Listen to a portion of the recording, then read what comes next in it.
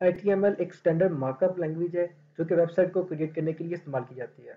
HTML stand for hypertext markup language. तो इसको start करने के लिए आप सिंपली नोटपैड को इस्तेमाल कर सकते हैं। इस वीडियो के अंदर हम नोटपैड को इस्तेमाल करेंगे। मैं भी डेस्कटॉप के ऊपर हूँ। यहाँ पर डेस्कटॉप के ऊपर ही आपने राइट क्लिक कर लेना है और राइट क्लिक करने के बाद नीचे न्यू के ऑप्शन के ऊपर चले जाना है और यहाँ पर आपको टेक्स्ट डॉक्यूमेंट का ऑप्शन नजर आ रहा होगा। सिंपली आपने इसके ऊपर टैप कर लेना है। मैं यहाँ पर एक टेक्स्ट फाइल बनाई है मैंने, आप किसी फोल्डर में भी बना सकते हैं या किसी और पोजीशन के अंदर भी बना सकते हैं। यहाँ पर इसका नाम न्यू टेक्स्ट डॉक्यूमेंट है। इसको मैं सिंपली टेक्स्ट कर लेता हूँ क्योंकि जितनी भी वेबसाइट होती हैं उनका जो स्टार्टिंग पॉइंट है वो इंडेक्स होता है। आप यहाँ पर कोई भी और नाम रख सकते हैं, ये सिर्फ यहाँ पर नाम से इतना फर्क नहीं पड़ने वाला। उसके बाद आपको एक डॉट नजर आ रहा होगा और उसके आगे डॉट टीएक्सटी नजर आ रहा होगा। अब ये टीएक्सटी एक टेक्स्ट फाइल की एक्सटेंशन है, लेकिन जब हम HTML की फाइल को क्रिएट करते हैं तो उस फाइल की एक्सटेंशन HTML है। तो सिंपली मैं इसको HTML कर दूंगा। माइट बी पॉसिबल आपको ये डॉट टीएक्सटी फाइल या इनकी कोई भी एक्सटेंशन यहाँ पर नजर ना आ रही हो, जिस तरह यहाँ पर रिसाइकल बिन के आगे कोई डॉट टीएक्सटी या डॉट ईएक्सई नजर नहीं आ रहा।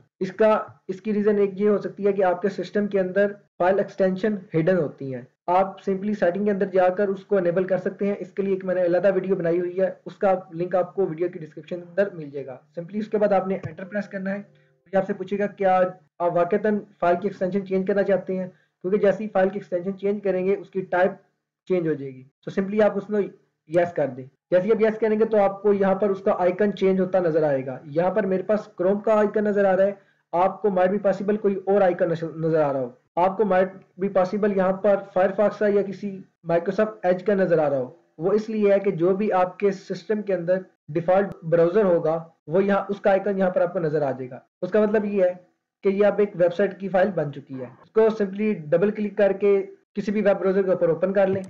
ये कुछ इस तरह, जैसे ही आप किसी ब्राउजर के ऊपर ओपन करेंगे तो यहाँ पर आपको कुछ भी नजर नहीं आ रहा होगा। उसकी रीजन ये है कि अभी तक हमने इसके अंदर कुछ भी नहीं लिखा। इसको मैं फाइल को मिनिमाइज करता हूँ और सिंपली इस फाइल के ऊपर आगे राइट क्लिक करता हूँ और उसके बाद मैं यहाँ पर ओपन विद नोटपैड को सिलेक्ट करके इसको नोटपैड के ऊपर ओपन कर लेता हूँ। अब गाइस HTML के अंदर डिफरेंट एलिमेंट की सीरीज होती है जो कि ब्राउजर को ये बताती है कि कंटेंट को वेबसाइट के ऊपर कैसे शो करना है। अब यहाँ आपके माइंड में एक क्वेश्चन आ रहा होगा कि एलिमेंट क्या होता है। तो एलिमेंट बेसिकली एक स्टार्टिंग टैग, कंटेंट और एंडिंग टैग के ऊपर मुश्तमिल होता है। सो अब यहाँ पर हमारे पास डिफरेंट टैग्स आ रहे होते हैं। वन बाय वन हम उनको कवर करेंगे। सबसे पहले हेडिंग टैग। किसी भी हेडिंग को लिखने के लिए हम हेडिंग टैग को यूज करते हैं और उसका सीक्वेंस H1 है। अब इसमें अब हेडिंग को लिखने के लिए सबसे पहले ओपनिंग टैग के लिए हम लेस देन और ग्रेटर देन का साइन डालेंगे और इसके दरमियान में हम H1 लिखेंगे। ये हमारा हेडिंग का ओपनिंग टैग हो गया है। अब उसके बाद हम अपना कुछ कंटेंट लिखेंगे, माय फर्स्ट कोड। उसके बाद हम एंडिंग टैग डालेंगे। अब ending tag same starting tag की तरह ही होगा, लेकिन सिर्फ इसके अंदर एक चीज का इजाफा होगा, फॉरवर्ड स्लैश का। उसके बाद हम H1 लिख देंगे। अब यहाँ पर दोस्तों ये H1 जो है वो हेडिंग 1 का स्टार्टिंग टैग है। उसके बाद माय फर्स्ट कोड आपका कंटेंट है और उसके बाद ये क्लोजिंग टैग है H1 का। क्लोजिंग टैग का हमें पता है फॉरवर्ड स्लैश से चलता है कि जहां पर ये फॉरवर्ड स्लैश होगी इसका मतलब है ये टैग का एंडिंग टैग है और ओपनिंग टैग के अंदर ये फॉरवर्ड स्लैश नहीं होती। इससे ओपनिंग और एंडिंग टैग का डिफरेंस होता है। अब यहाँ पर दोस्तों एक चीज आपने नोट करनी है कि जैसे ही मैं ब्राउजर को ओपन करूंगा तो यहाँ पर मुझे कोई चीज शो नहीं हो रही, अगरचे कि मैंने यहाँ पर कोई टेक्स्ट लिख दिया है। इसकी रीजन ये है कि मैंने अभी तक ये फाइल को सेव नहीं किया। जब तक आप फाइल सेव नहीं करेंगे ना तो तब तक यहाँ पर कोई चीज आपको ब्राउजर के अंदर नहीं शो होगी। अब हमें कैसे पता चलेगा कि फाइल सेव हो चुकी है कि नहीं हो चुकी। अब यहाँ पर देखेंगे इंडेक्स के साथ एक स्टैरिक लगा हो रहा होगा, एक स्टैरिक नजर आ रहा होगा। अब इस स्टैरिक का मतलब यह है कि आपने कुछ लिखा है लेकिन अभी तक आपने फाइल सेव नहीं की। वो फाइल पे जाऊंगा और यहाँ पे इसको मैं सेव करूंगा तो आप देखेंगे कि वो वहां से स्टैरिक खत्म हो गया है। अब जैसे ही मैं यहाँ पर कुछ भी और लिखूंगा वो दोबारा स्टैरिक वापस आ जाएगा। तो सिंपली मैं इसको भी यहाँ से रिमूव कर देता हूँ। उसके बावजूद यहाँ पर स्टैरिक अगेन फाइल पे गया, यहाँ से मैं सेव कर रहा हूँ या मैं कंट्रोल S को दबाकर फाइल को सेव कर सकता हूँ। उसके बाद अगेन जब मैं ब्राउजर पे जाता हूँ तो यहाँ पर कोई चीज नहीं आई। उसकी रीजन ये है दोस्तों कि मैंने यहाँ पर फाइल सेव तो कर दी लेकिन मैंने अभी तक ब्राउजर को रिफ्रेश नहीं किया। जब तक आप ब्राउजर को रिफ्रेश नहीं करेंगे तो आपको वो कंटेंट दोबारा रीलोड करके नहीं दिखाएगा। अब जैसे ही आप पेज को रिफ्रेश करेंगे तो आपको यहाँ पर नजर आ रहा होगा माय फर्स्ट कोड। ये आपका वही कोड है जो यहाँ पर आपने अभी लिखा है। ये H1 है। इसको मैं क्लोज कर देता हूँ। दोस्तों हमारे पास हेडिंग जो है वो H1 से लेके H6 तक आती है।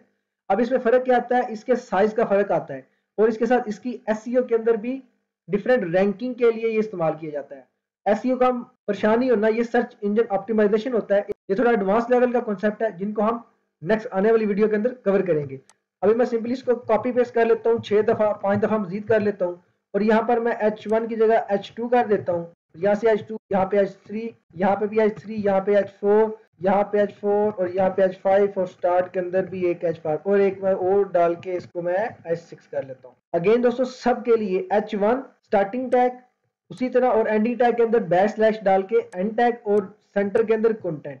अब यहाँ पे मैं लिख लेता हूँ कि ये माय फर्स्ट कोड 1 2 ताकि मुझे पता चले कि ये हेडिंग टैग कौन सी यूज कर रहा है। यहाँ पे बल्कि मैं लिख देता हूँ H1 H2 H3 H4 H5 H6 से मुझे याद रहे कि ये H कौन कौन सा है। अगेन दोस्तों फाइल को सेव करना नहीं बोलना, क्योंकि अगर आप सेव नहीं करेंगे फाइल को तो वहां पर ये कंटेंट लोड नहीं होगा। अब मैं अगेन ब्राउजर को ओपन करता हूँ, यहाँ पर भी नहीं शो हो रहा, क्यों? क्योंकि मैंने ब्राउजर को रीलोड नहीं किया। जैसे मैं ब्राउजर को रीलोड करूंगा तो मेरे पास ये H1 से लेके H6 तक आ जाएंगे। अब इसमें सिर्फ इनके एक तो हेडिंग के साइज का फर्क है, उसके साथ साथ इनकी और भी काफी ज्यादा चीजें हैं। इसमें बेसिकली साइज का फर्क आपको यहाँ पर शो रहा होगा। कुछ एडवांस के कॉन्सेप्ट है वो एडवांस में नेक्स्ट क्लासेस में देखेंगे। उसके बाद दोस्तों यहाँ पर मजीद चीजें आ जाती हैं, कुछ ऐसे एलिमेंट भी होते हैं। इसके साथ दोस्तों यहाँ पर आ जाता है और भी टैग, डिफरेंट टैग्स होते हैं। इसको मैं क्लोज कर देता हूँ। यहाँ से हमारे पास पैराग्राफ के लिए भी आते हैं। सो अगर मैं कोई टेक्स्ट लिखना चाहता हूँ हेडिंग के नीचे तो मैं कैसे लिखूंगा? वो पैराग्राफ के अंदर लिखूंगा। तो पैराग्राफ जो टेक्स्ट है उसके लिए हम स्टार्टिंग टैग के अंदर पी लिखते हैं और ये पी, ये हमारा स्टार्टिंग टैग, यहाँ पर बाय कंटेंट और उसके आगे एंडिंग टैग। इसके जैसे ही मैं दोस्तों सेव करूंगा, अब मैं कंट्रोल एस के साथ सेव कर रहा हूँ। जैसे ही मैं ब्राउजर को ओपन करूंगा यहाँ पर मुझे अभी तक वो शो नहीं हो रहा, क्योंकि मैंने अभी तक ब्राउजर को रीलोड नहीं किया। जैसे ही रीलोड करूंगा यहाँ पर आ जाएगा माई कंटेंट। सो इसको मैं क्लोज कर देता हूँ। अब यहाँ पर लेट्स से मैं कुछ भी लिखता हूँ, लेट्स से मैं एक हेडिंग ले लेता हूँ और साथ कंटेंट ले लेता हूँ। लेट्स से हेडिंग में लिखता हूँ H1 और उसके बाद इसको क्लोज करना है, फॉरवर्ड स्लैश लगाना नहीं बोलना, H2 और दरमियान में कंटेंट। कंटेंट क्या लिखना है जी? Let's say UOG stack. So और नीचे कंटेंट में मैं लिख देता हूँ let's say please subscribe to my to UOG stack for upcoming videos. ठीक है। अब जैसे ही मैं इसको कंट्रोल सेव करूंगा, अगेन ब्राउजर पे जाऊंगा और यहाँ पे मैं जैसे ही रिफ्रेश करूंगा तो यहाँ पर वो H1 के अंदर चेंज हो चुका है UOG स्टैक का। यहाँ पर H1 आ चुका है UOG स्टैक और यहाँ पर आ चुका है please subscribe to UOG stack for upcoming video, ताकि आपको जो आने वाली वीडियोस हैं उनका नोटिफिकेशन मिलता रहे। तो क्या सिर्फ यही होता है? नहीं, इसके अलावा बेशुमार चीजें आती हैं। मिसाल के तौर पर यहाँ पर मैं बटन लगाना चाहते हैं, सो मैं बटन लगाता हूँ ताकि उस बटन पे जब जैसे ही आप क्लिक करें तो कोई एक्शन परफॉर्म हो। सो यहाँ पर मैं स्टार्टिंग लेस देन और ग्रेटर देन का साइन डाल के दरम्यान में लिख दूंगा बटन, ये बटन का टैग हो गया। अब यहाँ पर मैं लिखूंगा क्लिक मी, यहाँ पे मैं लिख दूंगा सब्सक्राइब और उसके बाद एंडिंग टैग जरूर डालना है। सो एंडिंग टैग किस तरह डालना है? स्टार्टिंग ग्रेटर देन और लेस देन का साइन, सेंटर में फॉरवर्ड स्लैश और देन वही टैग का नाम जो हमने, देन वो टैग का नेम जो स्टार्ट के अंदर डाला है। यहाँ पे बटन है तो यहाँ पर भी बटन आएगा। अब मैं ब्राउजर के अंदर जाता हूँ, यहाँ पे ब्राउजर को रिफ्रेश करता हूँ तो क्या हुआ? बटन शो नहीं हुआ। क्यों नहीं शो हुआ? क्योंकि मैंने इस फाइल को सेव नहीं किया। अब यहाँ पे देख रहे होंगे इंडेक्स के साथ एक स्टैटिक लगा रहा है, मैंने इसको फाइल को अभी तक सेव नहीं किया। इसको जैसे ही मैं सेव करूंगा उसके बाद यहाँ पे रीलोड करूंगा तो ये नीचे बटन आ गया है। अभी मैं इसके ऊपर क्लिक कर रहा हूँ तो कोई चीज परफॉर्म नहीं हो रही। इसके ऊपर आप बटन बेसिकली किसी भी एक्शन को परफॉर्म करने के लिए इस्तेमाल किया जाता है। तो हम इसको नेक्स्ट वीडियो में देखेंगे कि हम एक पूरा फॉर्म बनाएंगे।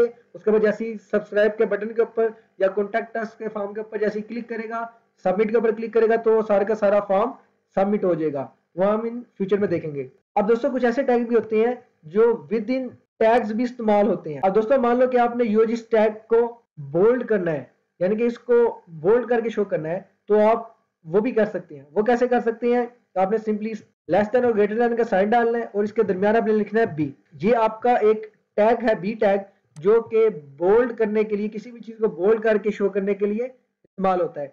अब इसको मैं सेव करता हूं और सेव करने के बाद ब्राउजर को ओपन करता हूं और यहाँ पर मैं रिफ्रेश करता हूं तो उसने क्या किया? UOG स्टैक के बाद जितना कंटेंट आ रहा था सब के सबको बोल्ड कर दिया। ऐसा क्यों किया? क्योंकि मैंने स्टार्टिंग टैग तो डाला है लेकिन उसको एंड नहीं किया, कहीं पे खत्म ही नहीं किया। यहाँ पे एंड करने के लिए मैं लेस देन ग्रेटर देन का साइन डालता हूँ, उनके दरमियान में फॉरवर्ड स्लैश और दोबारा वो टैग का नेम, क्या नाम है यहाँ पर? बी। मैं यहाँ पर भी बी डाल देता हूँ। उसके बाद जैसे ही मैं इसको सेव करूंगा ब्राउजर पे वापस आऊंगा और इसको रिफ्रेश करूंगा तो आप यहाँ पे देख रहे हैं सिर्फ यूजी स्टैक ही बोल्ड है, बाकी बोल्ड नहीं है।